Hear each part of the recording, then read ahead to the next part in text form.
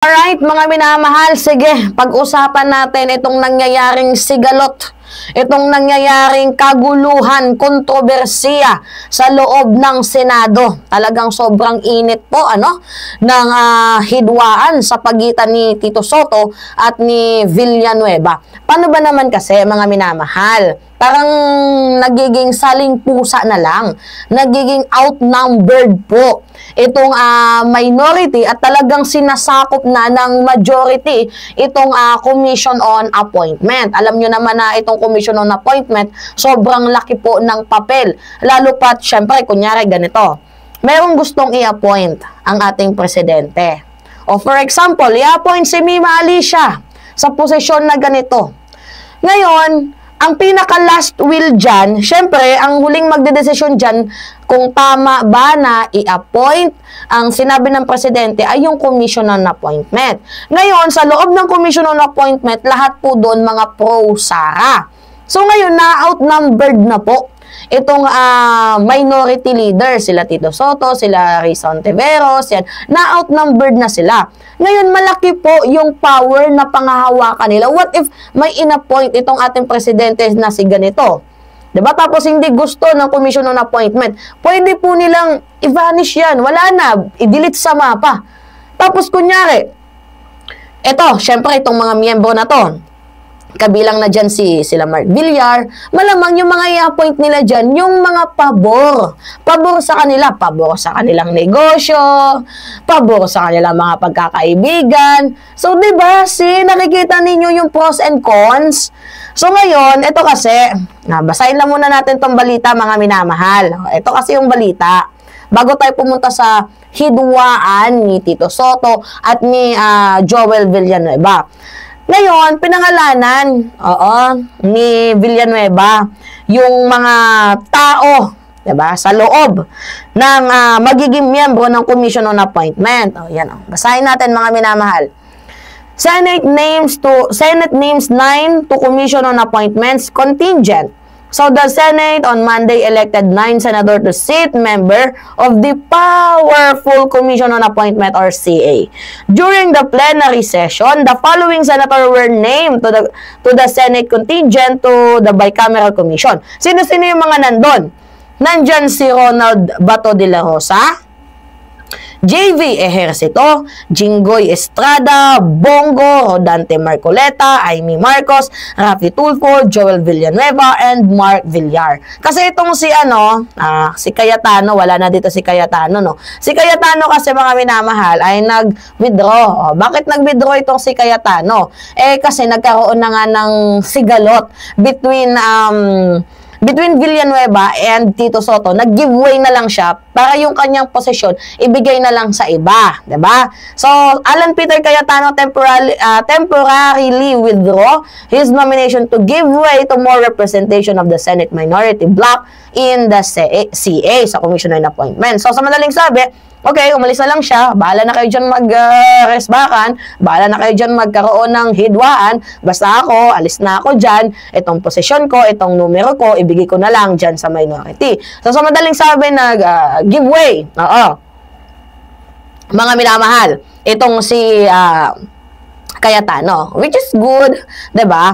So, dito nga po sa mga numero na to, itong mga pangalan na to, mapapansin niyo na lahat sila ay mga pro-Sara. So, 'di ba, mapapansin niyo na mukhang ma-outnumbered dito ang minority. Anong tingin niyo sa minority? Saling pusa? Anong tingin niyo sa minority? Ano lang, pinasok lang dyan, pinagbili lang ng suka. So, umalma, mga minamahal, sa madaling sabi, itong si Tito Sotto. Abay, hindi naman ata pwede yon. Kasi, diba, nakakatawa mang isipin. Sinusunod ni Joel Villanueva ang Supreme Court ruling. Pero kapag meron pong kontrobersiya, ang sabi, ang nakasaad dyan sa Supreme Court, na dapat sundin ang percentage ng party system, yung party lines or yung party representation. Hindi pwede yung 80-20. Kasi pag 80-20, mga minamahal, dalawang minority, tapos yung 8, majority. So, parang, di ba, anong tingin nyo sa amin? Saling pusa, lalo pat ngayon, mga minamahal, yung mga senador dyan, mga pro-Sara. Yung maaasahan lang natin dito ngayon, Yung, ngayon lang ako nagtaka, ha? Kasi yung mga senador dyan, almost all pro Sara. And then dito sa lower chamber, maka Marcos. So ngayon nga po mga minamahal, dito na bumanat itong si Tito Soto. Hindi pwede yan. 'Di ba? Hindi pwede yan. Dapat lahat pantay-pantay. O, dito sa NEP, may representation sila. Dito sa, ano na to, may representation sila. Sa minority, may representation sila. Sa Duterte Black, Makabayan Black, I mean, natawag, saan ba dito? Yung grupo nila, De La Rosa, may representation sila. So, dapat, based on the party lines and party representation, hati-hati po. Ang problema kasi, parang gustong solohin. 'Di ba? Kung mayroong mga party lines itong Duterte Black na to, ang pwede lang na i-represent sa kanila, dalawa. Gaano ba kadami yung party system dyan, yung party lines sa loob ng Senado? 'Di ba? Yun po yung dapat i-divide. Hindi yung tinutukoy ni Villanueva na 80-20. Nagigets ninyo? Alright, sige. Panoodin na nga lang muna natin ito mga minamahal. Itong video na to na kung saan grabe yung ano nila hidwaan nila, no? Alright, sige. Ang taas kasi ng double standard ni Villanueva. Panoodin natin. Kanina lang, inausap kami ng President Pro Tem. Ngayon, biglang titindig itong majority leader na biglang he will be ramming down our throats. 10 members of the majority, all of a sudden. We're expecting more cooperation and more better treatment for the minority because we're trying to our best to treat you as well because we can make it harder for you if this is what you want. Yan lang naman yung pinapoint out ni Tito Soto na kung po pwede, hati-hati naman. Kung po pwede naman, na wag nyo naman kaming gawing saling pusa. Hindi naman kami mga taong pinanganak kahapon, 'di ba? Na mga walang alam. Hindi naman pwedeng sakupin ninyo lahat. Nakikiusap na dapat pantay-pantay. Mag-base tayo sa party lines or sa party representation. Hindi yung sinasakop na ninyo na 80-20. 'Di ba? Simple lang naman yung ba't ba uhaw na uhaw at ganid na ganid? Mga minamahal, itong mga, you know what? Itong mga taong to, katulad nila Villanueva, sa kapangyarihan, nagtatanong lamang tayo. Alright, sige. Panoodin pa natin, mga minamahal. Ito na yon. Kaya we were expecting, something better. Konting pakisamahan naman dito. It's been that way since before. I move to elect the following as members of the Commission on Appointments. On the part of the majority, Senators Alan Cayetano, De La Rosa, Ejercito Estrada, Bongo, Marcoleta, Marcos, Tulfo, Villanueva, and Villar. So moved, Mr. President. What is the pleasure of the distinguished minority floor leader? May you know how many members of the majority that the majority leader is electing into the Commission on Appointments? The majority leader will please respond. Sir President, we are electing 10 members of the majority in the Commission on Appointments, Mr. President. Yung nandiyan parte na yan, hindi pa umaalis si Cayetano. Pero nung nagkaroon na ng hidwaan, nag-refuse na siya. Eto na ako, initiate retreat na ako, bahala na kayo dyan. Give ko na lang tong position ko na to sa iba. So 9 na lang sila, mga minamahal. Yan po yung latest and updated. May I know why the computation is the majority members of the so-called majority are getting 10 members into the Commission on Appointments? Yes, Mr. Majority President. leader may reply. Mr.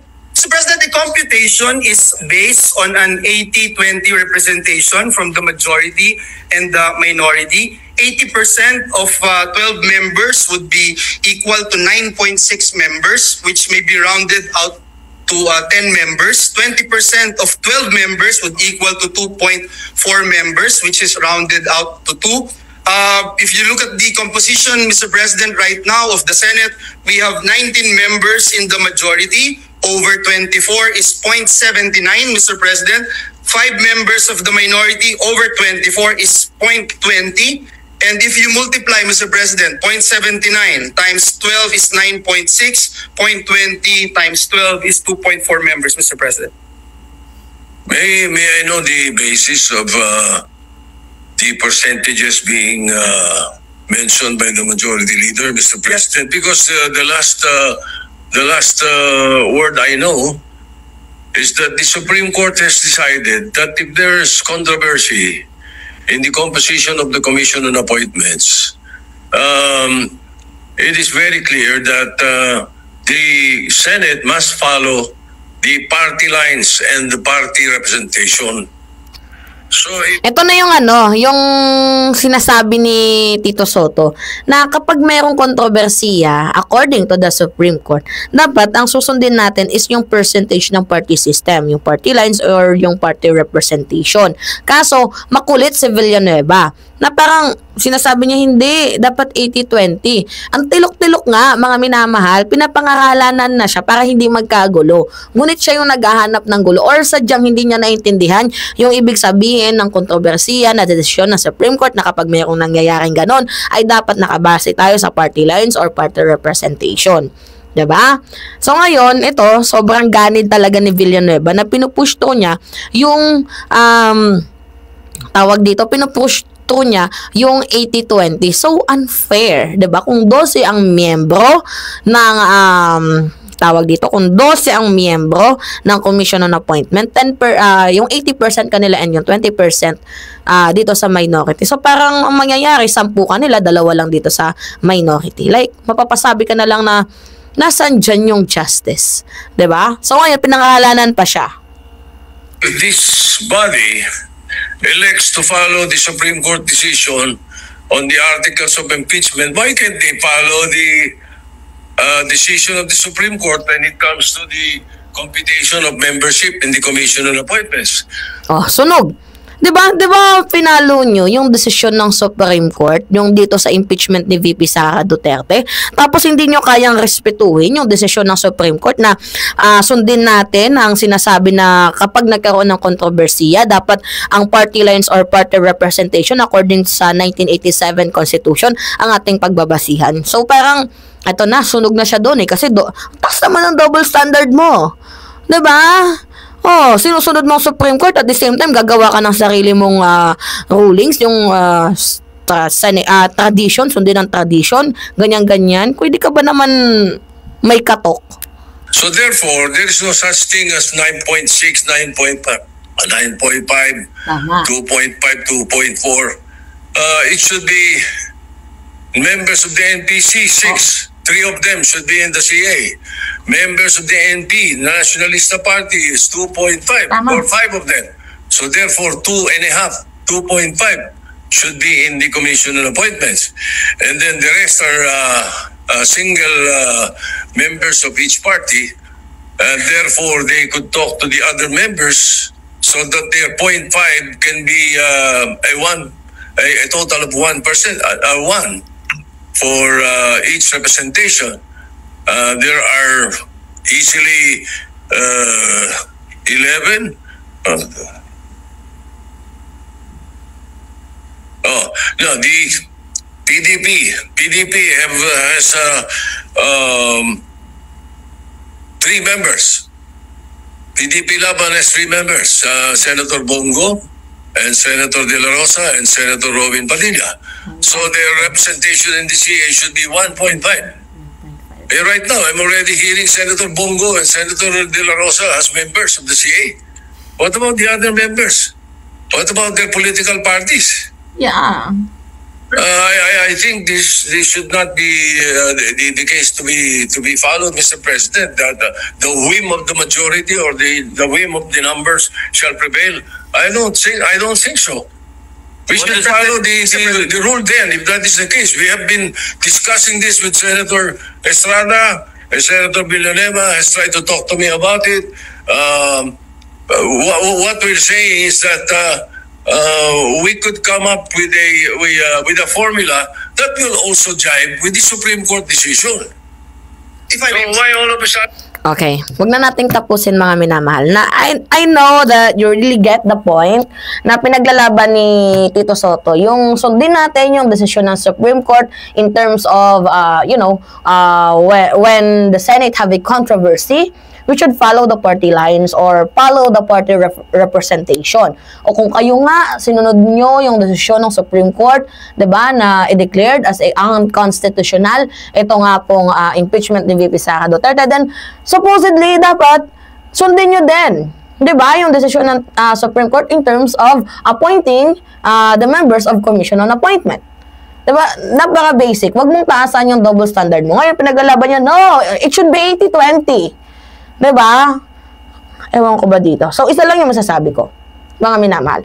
Itong si Joel Villanueva or itong mga pro-Sara mga senadors, mga sakim sa kapangyarihan. Sobrang sasakim sa kapangyarihan. Alright, mga minamahal, yun po kayo. Ano yung masasabi ninyo? Anyway, diba? Basahin ko yan sa inyo. It's me again, Alicia Nyo. Pahingin lang ako ng comments, likes, and share. And don't forget to click the subscribe, mga minamahal, and always hit notification bell para lagi kayong na-update and updated kayo sa mga video na ina-upload natin time to time. By the way, babasahin ko yung mga comment ninyo kung ano yung masasabi ninyo sa nangyaring salpukan ni Joel Villanueva and ni Tito Sotto. Alright, ingat mga kababayan.